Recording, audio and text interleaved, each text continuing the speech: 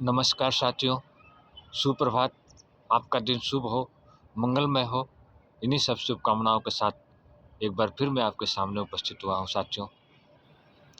साथियों, आपका दिन शुभ हो। प्रभु श्री रामचंद्र जी की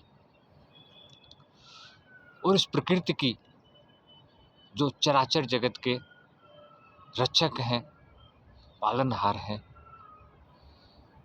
ईश्वर जिसे परमात्मा कहा गया है साथियों, और अन्य अन्य धर्मावलंबी अन्य अन्य नामों से उनका उपासना और पूजा करते हैं साथियों।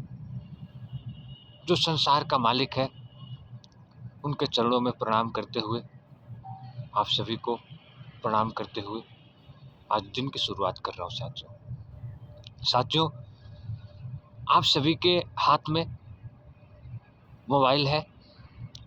इंटरनेट के माध्यम से यूट्यूब, फेसबुक, इंस्टाग्राम या जिस भी किसी माध्यम से आप अपने देश की और विदेश की जो न्यूज़ और समाचार देख रहे हैं, सुन रहे हैं, आप इससे भ्रमित ना हो साथियों। मेरा आज का ये अपना विचार है, क्योंकि आज एक एआई आई है साथियों, जो सही भी है, गलत भी है।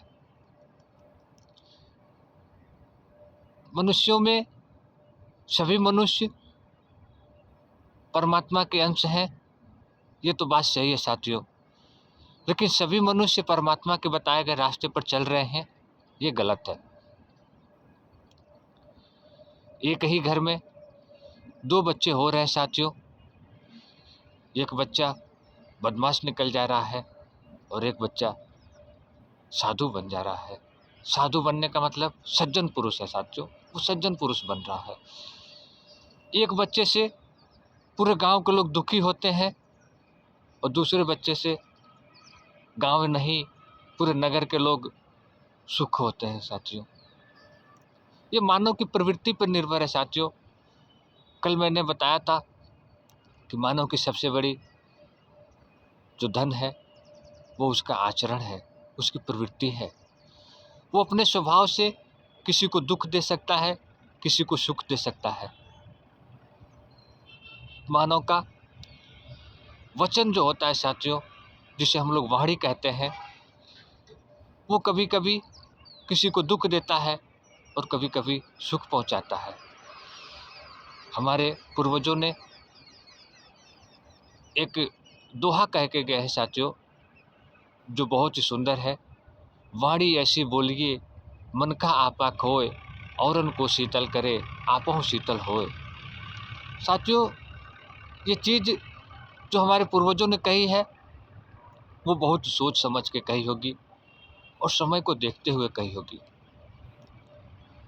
आप किसी से प्रेम से भी बात करेंगे, लेकिन तेज आवाज़ में बात करेंगे, ऊंची आवाज़ में बात करेंगे साथियों, तो जो आपका टोन रहेगा वो सामने वाले को समझ में तो आएगा ही। आज हमारे समाज में साथियों दो प्रकार के लोग हो गए हैं और अन्य भी प्रकार के लोग हो गए हैं, क्योंकि कुछ लोगों को केवल सत्ता की लालसा है और कुछ लोगों को समाज सेवा की लालसा है। समाज सेवा वाले कब सत्ता के लोभी बन जाएंगे साथियों, इसकी कोई गारंटी नहीं है, क्योंकि लोभ है तभी वो समाज से जुड़ना चाहते हैं साथियों। नहीं तो निस्वार्थ भाव से समाज की सेवा करने वाले मीडिया में नहीं आएंगे साथियों। वो उनकी समाज सेवा चल रही होगी, उन्हें हम जानते तक भी नहीं हैं साथियों, लेकिन आज थोड़ा बहुत कोई समाज की किसी गरीब की मदद करता है, उसका वीडियो बनवाता है साथियों और सोशल मीडिया पे पोस्ट करता है। साथियों, हमें लोगों को दिखाने के लिए कुछ नहीं करना है, हमें अपने परमात्मा को दिखाने के लिए करना है। और परमात्मा हमारा कहीं छुपा हुआ नहीं है, वो हमारे मन के भीतर ही है। हमें अपने मन के भीतर ही झांकना है। और जिस दिन इस चीज़ को आपने जान लिया, उस दिन आपको किसी से कोई भी प्रकार की शिकवा नहीं रहेगा, किसी से गिला नहीं रहेगा। साथियों, मेरा एक भजन है जो मैं अपने से गाता भी हूँ, लेकिन किसी को प्रेरित नहीं करता हूँ कि आप भी उस मार्ग पर चलें। कारण साथियों, आज मैं उस चीज़ को बताना चाहूँगा, हमारे देश में हिंदू राष्ट्र की एक परिकल्पना चली है कि हम भारत को हिंदू राष्ट्र बना के छोड़ेंगे। मुझे हंसी आती है साथियों, हंसी क्यों ना आए। हिंदू राष्ट्र बनाने का सपना देख कौन रहा है? राजनीतिक महत्वाकांक्षाओं वाले लोग। हमारे देश से मांस की बिक्री प्रतिबंधित हुई नहीं, गौ हत्याएं और अन्य जानवरों की जो बूचड़खाने हैं उस पर प्रतिबंध लगा नहीं। किस बात के हम हिंदू हैं साथियों? मांसाहार करने वाला व्यक्ति हिंदू नहीं हो सकता है साथियों। हिंदू होने के लिए या मानव होने के लिए हमें जीवों पे दया करनी होगी साथियों। और जीवों की दया और जीवों की रक्षा हम कभी कर पाएंगे जब हमारा मन निर्मल होगा। क्योंकि संत समाज लोगों को प्रेरित करता हुआ आ रहा है, लेकिन लोग आज भी अपने व्यवसाय के चक्कर में उस चीज़ से बाज नहीं आ रहे हैं साथियों। आज जिस देश को हिंदू राष्ट्र बनाने की बात हो रही है, वह देश मांस निर्यातकों में साथियों, आयातों में नहीं, निर्यात करने में देश का विश्व का सबसे बड़ा दूसरा देश है साथियों। हत्याएं हो रही हैं जीवों की, तभी वो मांस दूसरे देशों में जा रही है साथियों। हत्याएं नहीं होती तो नहीं जाती। हमारे देश की छवि क्या जा रही है विदेशों में? कभी आपने इसकी परिकल्पना की है? इसीलिए मैं कहता हूँ साथियों, केवल हिंदू राष्ट्र कह लेने मात्र से नहीं होगा। जब तक ये जन जन की भागीदारी नहीं होगी, जन जन के मन में ये सोच नहीं होगा कि हमारा आहार शुद्ध हो, हमारा व्यवहार शुद्ध हो। क्या हिंदू राष्ट्र हो जाने से देश में लड़ाइयाँ बंद हो जाएगी, झगड़े बंद हो जाएंगे, आत्महत्याएं रुक जाएंगी, रोड एक्सीडेंट रुक जाएगा? नहीं साथियों। गुटखा की फैक्ट्रियां चल रही हैं, क्या सरकार को नहीं पता है कि गुटखा खाने से नुकसान होता है? शराब की फैक्ट्रियां खुल रही हैं साथियों, नए नए लाइसेंस दिए जा रहे हैं, क्या सरकार को नहीं पता है कि शराब पीने से स्वास्थ्य की हानि होगी और लोगों का जीना दुश्वार होगा? सब कुछ पता है साथियों।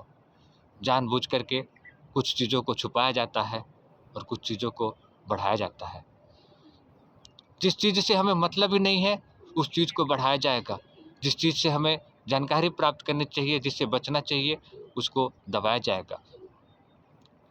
साथियों, आप लोगों ने टीवी के माध्यम से बहुत सारे ऐसे ऐसे विज्ञापन देखे होंगे जो हमारे स्वास्थ्य के लिए हानिकारक हैं, लेकिन कोई ऐसा भी आपने प्रचार देखा हो, विज्ञापन देखा है जो हमारे स्वास्थ्य के लिए उत्तम है?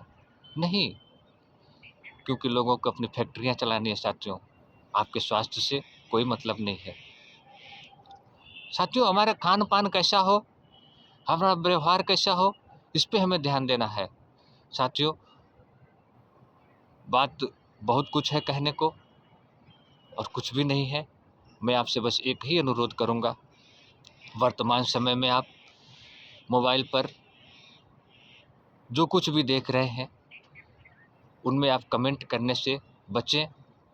सोचिए, समझिए, अपने मन में विचार कीजिए, क्या सही है क्या गलत है, उसके बाद कमेंट करिए, नहीं तो देखिए और एक तरफ से आगे निकल जाइए।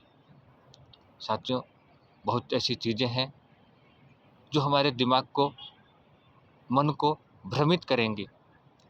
हमें उस पर सोचना है, विचारना है, तब कोई निर्णय लेना है। हमारे पूर्वजों ने एक और बहुत सुंदर बात कही है साथियों, बिना विचारे जो करे सो पाछे पछताए, काम बिगाड़ो आपने जग में होत हँसाए। हम लोगों को बिना विचार किए किसी भी बात पर विश्वास नहीं करनी चाहिए। हमारी अंतरात्मा क्या कह रही है, कौन सा बात सही है, किसी के कहने मात्र से न कोई गलत होता है साथियों, न कोई सही होता है। आज के युग में हमें संतों पर भी विश्वास नहीं रहा कि कौन संत सही है और कौन संत गलत है, क्योंकि वो लोग नाम के लिए संत तो बन गए हैं साथियों, लेकिन जो संत की प्रवृत्ति होती है उनके अंदर अभी शायद देखने को ना मिले। छोटा हो साथियों, बड़ी बात बोल गया हूँ, प्रभु जी ही रक्षा करेंगे हमारी भी और उन संत की भी। संत का हृदय बहुत ही निर्मल माना गया है साथियों, और कोमल माना गया है। संत का हृदय को हमारे किताबों में मक्खन के जैसा बताया गया है साथियों। मक्खन तो गर्मी से पिघलता है, लेकिन संत का हृदय साथियों दूसरे का सुख दुख जानने पर ही पिघल जाता है। आज हमारे समाज में इतने सारे लोग दुखी हैं, क्या संत समाज क्या कर रहा है? संत समाज को अधिकार है महंगी महंगी गाड़ियों में, महंगे महंगे एसी रूम में रहने का, मीडिया को बुला करके अपना प्रचार कराने का? नहीं साथियों, संत लोग भी आज राजनीति में आकर के अपनी संतई भूल चुके हैं, जबकि पूर्वजों ने हमारा कहा है, संत न छोड़े संतई कोटिक मिले असंत, चंदन विष व्यापत नहीं लिपटे रहत भुजंग। लेकिन वो अब अपभ्रंश हो गया साथियों। अब संत केवल नाम के लिए रह गए हैं, वो लोग राजनीति में प्रवेश कर चुके हैं साथियों, और उनकी महत्वाकांक्षाएं जो है उससे दूसरे लोग उसका फ़ायदा उठा रहे हैं साथियों। इसके बाद की या इससे आगे की वीडियो मैं दूसरे भाग में लेकर के आऊँगा। तब तक के लिए नमस्कार, आपका दिन शुभ हो, मंगलमय हो। बस इतना ही विचार करना चाहूँगा। किसी के भी ऊपर कमेंट करने से पहले आप लोग अपनी अंतरात्मा की आवाज़ सुने, उसके बाद कमेंट करें। आपका दिन शुभ हो, मंगलमय हो। राधे राधे, जय श्री कृष्ण।